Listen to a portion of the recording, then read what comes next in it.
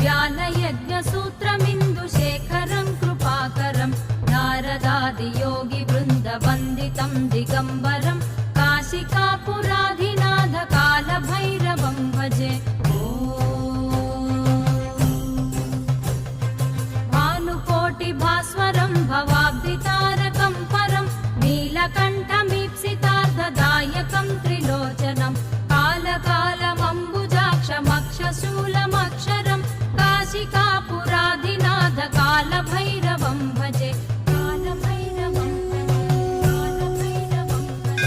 शूलटङ्कपाशदण्डपाणिमादिकारणं श्यामकायमादिदेवमक्षरं निरामयं भीमविक्रमं प्रभुं विचित्रताण्डवप्रियं